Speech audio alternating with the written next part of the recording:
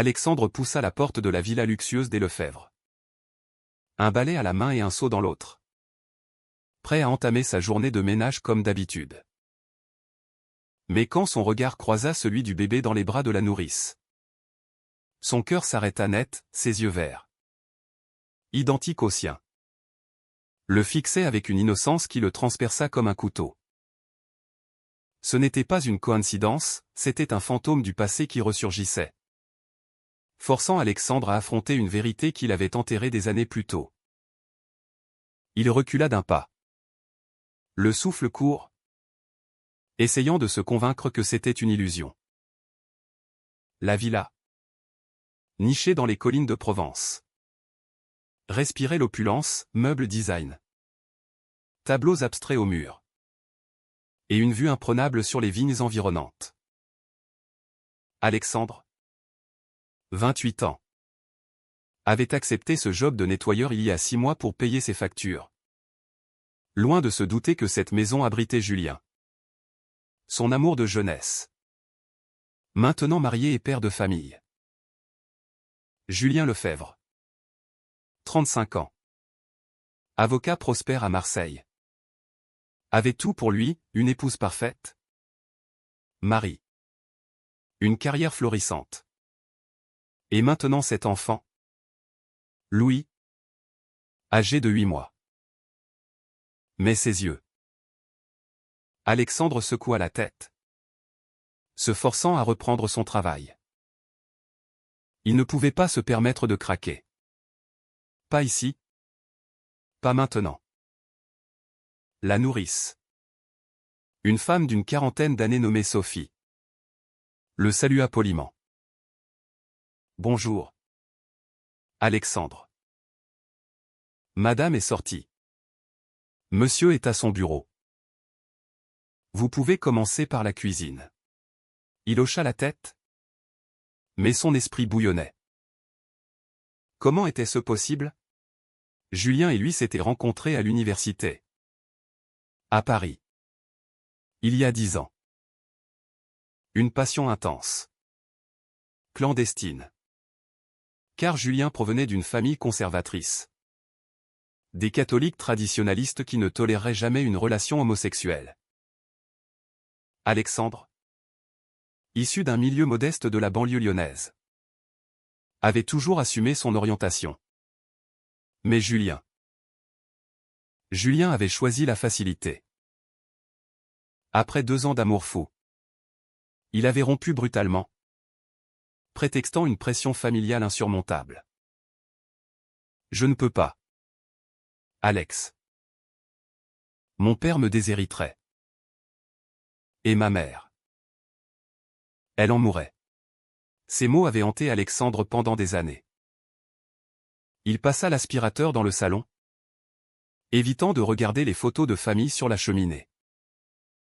Julien et Marie, souriant lors de leur mariage à l'église Saint-Tropez.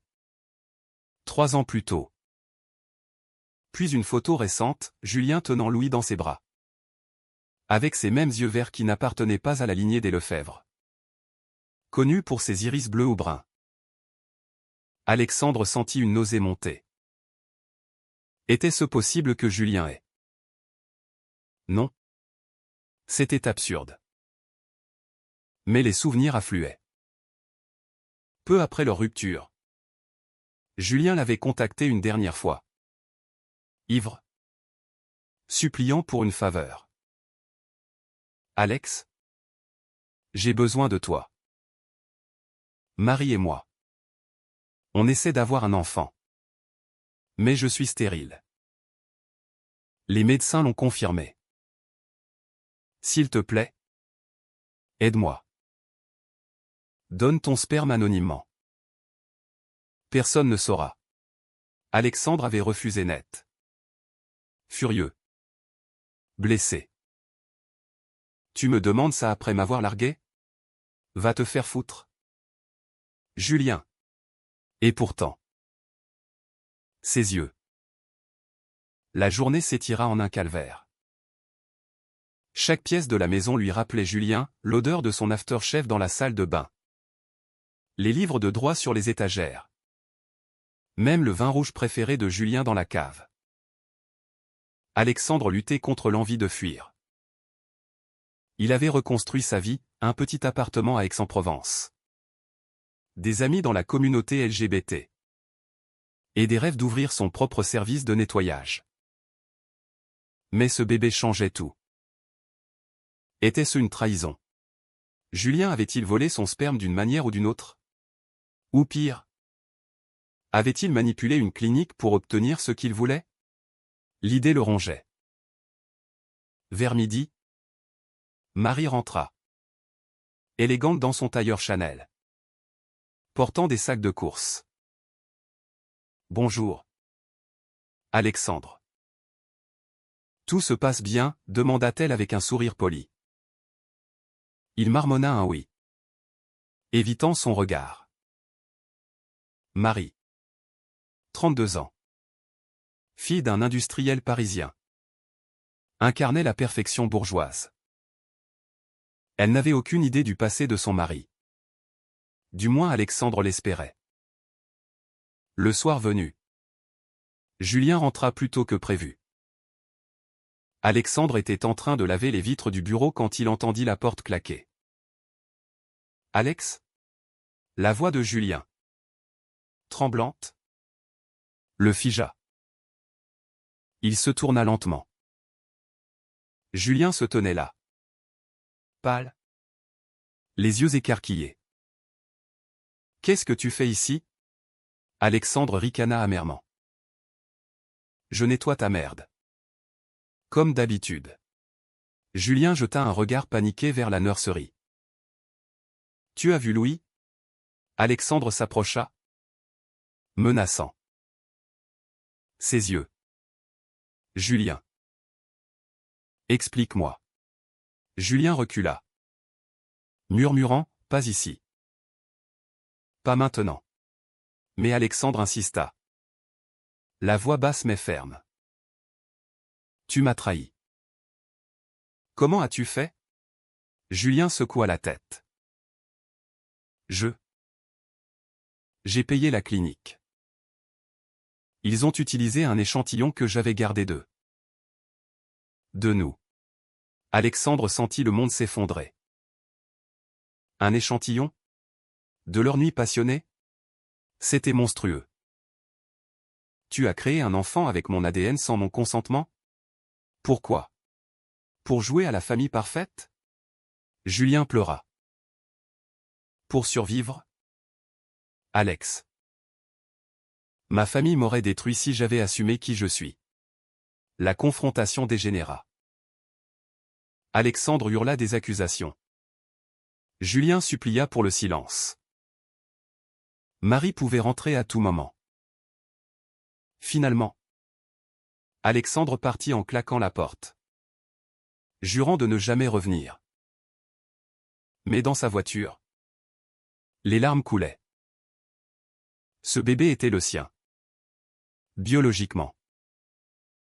Et Julien, cet homme qu'il avait aimé, l'avait utilisé comme un outil pour masquer son homosexualité refoulée. La société française, avec ses normes rigides, ses familles traditionnalistes, avait forcé Julien à cette mascarade. Mais à quel prix? Alexandre se sentait violé. Trahi. Il rentra chez lui, hanté par ses yeux verts qui le regardaient encore. Le lendemain, un message de Julien, rencontrons-nous. Il faut qu'on parle. Alexandre hésita. Était-ce une erreur d'y aller? Mais la curiosité, mêlée à un reste d'amour, l'emporta. Ils se retrouvèrent dans un café discret d'Aix. Julien arriva. Nerveux. Un dossier sous le bras. Voici les papiers de la clinique. Tout est anonyme. Mais oui. C'est toi le donneur. Alexandre feuilleta les documents. Le cœur serré. Pourquoi? Julien? Pourquoi ne pas assumer? Julien baissa les yeux. Ma père est un politicien conservateur. Il m'a élevé pour succéder à l'empire familial. Si on apprenait que je suis gay. Alexandre interrompit, et moi? J'ai souffert pendant des années. Julien murmura, je t'aimais. Alex. Je t'aime encore.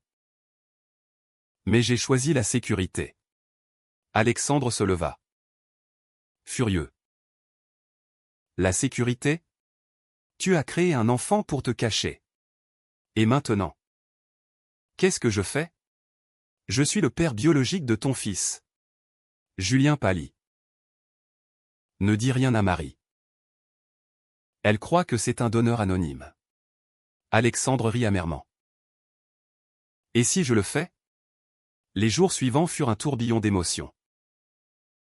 Alexandre luttait avec sa conscience. Devait-il révéler la vérité? Cela détruirait le mariage de Julien. Exposerait son secret. Et blesserait Marie innocente. Mais taire cela le rongeait.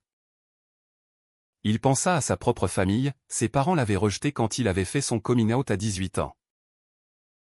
Tu nous déshonores, avait dit son père. Alexandre avait survécu seul. Forgé par la douleur. Julien. Lui. Avait cédé à la pression. Était-ce de la faiblesse ou de la survie? Alexandre consulta un avocat ami. Discrètement. Légalement? Comme donneur anonyme. Tu n'as aucun droit. Mais moralement. L'avocat haussa les épaules. Alexandre rentra. Tourmenté.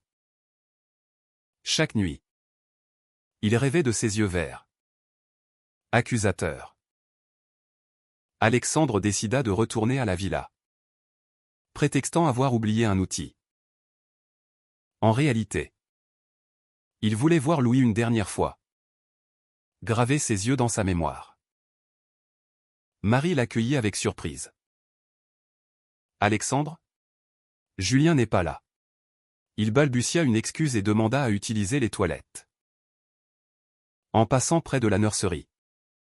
Il jeta un œil. Louis dormait paisiblement. Ses petites mains serrées. Une vague d'émotion submergea Alexandre. Cet enfant était une partie de lui. Innocente dans ce chaos. Il s'approcha. Effleura doucement sa joue. Pardon? Petit, murmura-t-il. À cet instant. Marie entra. Que faites-vous? Demanda-t-elle. Suspicieuse. Alexandre sursauta. J'admirais le bébé. Il est magnifique. Marie sourit. Mais ses yeux trahissaient une méfiance. Oui. Il a les yeux de. Enfin. D'un donneur. Alexandre sentit son cœur battre. Savait-elle? Plus tard. Julien l'appela. Paniqué. Marie m'a dit que tu étais venu. Que as-tu fait?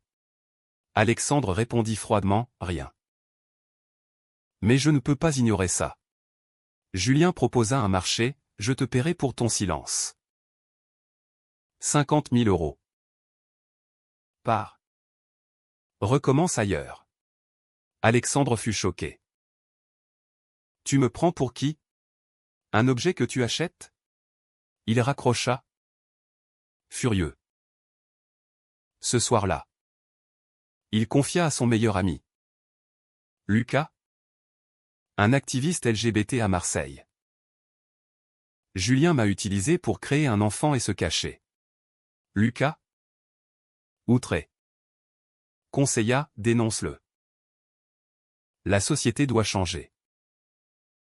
Les closeted comme lui perpétuent l'homophobie. Mais Alexandre hésitait. Julien n'était pas un monstre, il était une victime de son éducation. De la pression familiale. Son père. Un député connu pour ses discours anti-LGBT. L'avait modelé ainsi. La tension monta quand Alexandre reçut une lettre anonyme, « Je sais pour toi et Julien. Garde le silence ou tout explose. » Son sang se glaça. Qui? Marie? Ou quelqu'un d'autre? Il confronta Julien lors d'une rencontre clandestine dans un parc de Marseille. C'est toi qui m'envoies ça. Julien nia. Terrifié. Non. Peut-être mon père. Il a des espions partout. Alexandre rit jaune. Ton père? Celui qui te force à vivre un mensonge? Julien avoua, oui. Il a arrangé mon mariage avec Marie pour l'alliance familiale. S'il apprend pour nous. Pour Louis. Alexandre comprit l'ampleur, ce n'était pas juste un secret personnel. Mais un empire en jeu. Avec des millions d'euros et une réputation politique. Les conflits intérieurs s'intensifiaient. Alexandre se sentait coupable, s'il parlait. Louis grandirait sans père stable. Marie serait dévastée. Et Julien ruiné. Mais le silence le rendait complice d'une hypocrisie qui avait brisé sa vie. Il pensa aux débats sociétaux en France, le mariage pour tous en 2013 avait ouvert des portes. Mais les préjugés persistaient. Surtout dans les élites conservatrices. Julien incarnait cela, un homme gai refoulé. Sacrifiant son authenticité pour le pouvoir. Alexandre, lui, avait choisi la liberté. Au prix de la solitude. Était-ce juste? Une nuit. Marie le contacta directement. Venez à la maison. Seul. Alexandre obéit. Nerveux. Elle l'attendait dans le salon. Un verre de vin à la main. Je sais pour Julien et vous. Alexandre blêmit. Comment? Elle sourit tristement. J'ai trouvé des vieux emails. Et les yeux de Louis. J'ai fait des recherches à la clinique. Elle pleura. Julien m'a menti. Il a dit que c'était anonyme. Mais c'est vous. Alexandre s'assit. Choqué. Je n'ai pas consenti. Marie hocha la tête. Je le sais. Mais maintenant. Que faire? Divorcer? Exposer tout? Elle avoua son propre tourment, elle aimait Julien. Mais se sentait trahie. J'ai épousé un homme qui n'est pas celui qu'il prétend. Alexandre compatit, il est piégé par sa famille. Marie ricana. Et moi? Je suis un trophée? La conversation tourna à la confrontation. Marie proposa une alliance, aidez-moi à le forcer à avouer. Pour Louis. Alexandre refusa. Ça le détruirait. Mais intérieurement? Il doutait. Était-ce la bonne chose? Les jours suivants. La pression familiale de Julien s'accentua. Son père l'appela, j'entends des rumeurs sur ton passé. Nettoie ça. Julien. Désespéré. Supplia Alexandre, aide-moi à mentir. Alexandre explosa, non. Assume. Leur dispute attira l'attention. Sophie. La nourrice. Surprit une partie et menaça de démissionner s'il ses secrets le continuaient. Alexandre se retrouva au centre d'un tourbillon. Il consulta un thérapeute spécialisé en questions LGBT. Vous devez choisir, votre paix ou la leur. Mais la paix semblait impossible. Un soir, il vit un reportage sur les familles arc-en-ciel en France. Des couples gays élevant des enfants heureux. Cela le fit réfléchir, Louis pourrait avoir une vie meilleure si la vérité éclatait. Mais à quel coût? Les mauvaises décisions s'enchaînaient, Julien tenta de corrompre Alexandre avec plus d'argent. Marie envisagea le divorce en secret. Et Alexandre, rongé, envisagea de fuir la région. Le point de non-retour arriva lors d'un dîner familial chez les Lefebvre père. Julien invita Alexandre sous prétexte de réparation ménagère urgente. Mais c'était un piège pour le confronter loin de Marie. La maison du père. Un manoir près de Nice. Suinter le conservatisme, croix au mur. Portrait d'ancêtre. M. Lefebvre. 65 ans. Un homme imposant au regard dur. Accueillit Julien froidement. Ton nettoyeur est là? Fais vite. Alexandre attendit dans une pièce adjacente. Entendant la conversation. Fils. Des rumeurs circulent sur ton passé déviant. Si c'est vrai. Je te coupe les vivres. Julien murmura, c'est faux. Père. Alexandre bouillait. Quand Julien le rejoignit. Il explosa, déviant? C'est comme ça que tu me vois. Julien pleura, non. Mais je n'ai pas le choix. Soudain. Marie arriva inopinément. Alertée par un appel anonyme. Qu'est-ce qui se passe? Le chaos éclata. M. Lefebvre entra. Furieux. Qui est cet homme? Marie. Les larmes aux yeux. Lâcha, le vrai père de Louis. Le silence tomba comme une bombe. M. Lefebvre hurla, quoi? Un PD? Alexandre se dressa, gai. Monsieur. Et fier. Julien tenta de calmer, père. C'est compliqué. Mais le père explosa, tu as souillé notre nom. Divorce immédiatement. Marie. Blessé. Répliqua, c'est vous qui l'avez forcé à mentir. La dispute dégénéra en cri. Accusation. Alexandre défendit Julien, il vous a obéi toute sa vie. Regardez ce que ça lui a coûté. M. Lefebvre le chassa, sortez de ma maison. Dehors. Julien rejoignit Alexandre. Effondré. Tout est fini.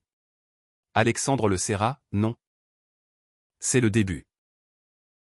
Assume qui tu es. Mais Julien hésita, et Louis? Ma carrière? Marie les suivit. Furieuse, je prends Louis et je pars. Vous m'avez tous trahi. Alexandre sentit la culpabilité, avait-il poussé trop loin? Les conséquences s'enchaînèrent, Julien fut déshérité le lendemain. Marie demanda le divorce. Et Alexandre reçut des menaces anonymes. Probablement du père. La presse locale s'empara de l'affaire quand un leak anonyme, peut-être Sophie, révéla tout. Scandale chez les Lefebvre, un enfant issu d'un donneur gay illégal. Alexandre se retrouva sous les projecteurs. Interviewé par des associations LGBT. C'est une histoire de trahison. Mais aussi de libération, dit-il. Intérieurement, il doutait. Julien.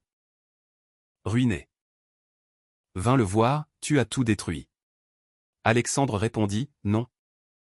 Toi. En mentant. Leur amour ressurgit dans la douleur, une étreinte passionnée. Mais brève. Je t'aime.